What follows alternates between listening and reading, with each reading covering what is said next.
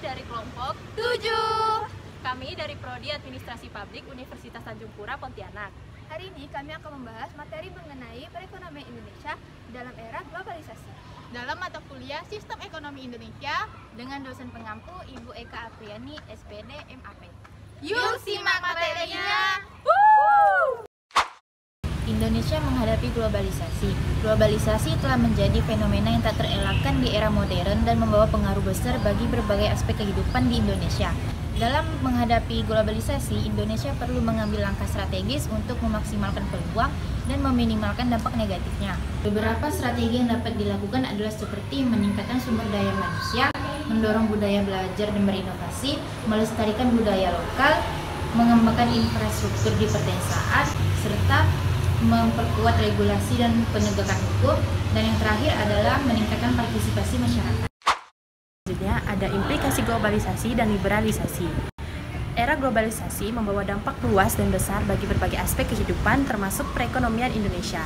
Hal ini membawa dampak positif dan negatif bagi perekonomian Indonesia. Dampak positif globalisasi bagi perekonomian Indonesia antara lain yang pertama, peningkatan perdagangan dan investasi. Yang kedua, ada transfer teknologi, dan yang ketiga, ada peningkatan daya saing, dan yang keempat, akses pasar yang lebih luas. Adapun dampak negatif globalisasi pada perekonomian Indonesia. Yang pertama, ketergantungan pada pasar luar negeri. Kedua, persaingan yang ketat. Ketiga, aliran modal keluar. Dan keempat, kesenjangan pendapatan. Pemerintah Indonesia telah mengambil berbagai upaya untuk menghadapi globalisasi dan memanfaatkan peluangnya. Antara lain upaya tersebut yang pertama, meningkatkan infrastruktur, dan yang kedua, memperkuat sumber daya manusia. Yang ketiga, meningkatkan daya saing UMKM. Dan yang terakhir, memperkuat regulasi. Liberalisasi ekonomi adalah reformasi ekonomi yang bertujuan untuk menciptakan sistem ekonomi yang lebih berbasis pasar. Dengan adanya liberalisasi, pemerintah lebih mengurangi peran mereka dari berbagai kegiatan ekonomi. Harapannya, persaingan usaha lebih meningkat dan dapat mendorong pertumbuhan ekonomi. Beberapa cara untuk menerapkan liberalisasi ekonomi adalah yang pertama, mengurangi regulasi bisnis, yang kedua, membuka pasar untuk investasi asing, dan yang ketiga, menurunkan tarif perdagangan. Liberalisasi ekonomi memiliki dampak positif dan dampak negatif. Dampak positif liberalisasi ekonomi yaitu dapat meningkatkan efisiensi, mendorong inovasi, dan menciptakan lapangan pekerjaan baru. Sementara itu, dampak negatif liberalisasi yang pertama yaitu menyebabkan kesenjangan sosial yang lebih besar dan menghilangkan beberapa lapangan pekerjaan di sektor-sektor tertentu.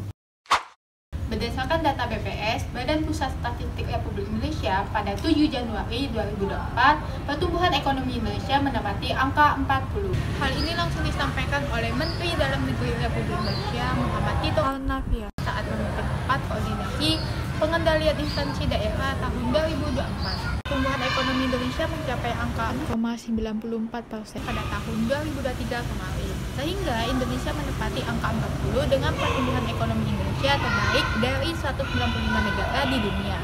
Keberhasilan peningkatan ini tidak terlepas dari kontribusi, kerjasama, serta peran dari semua pihak. Sekian dari video pembelajaran kami.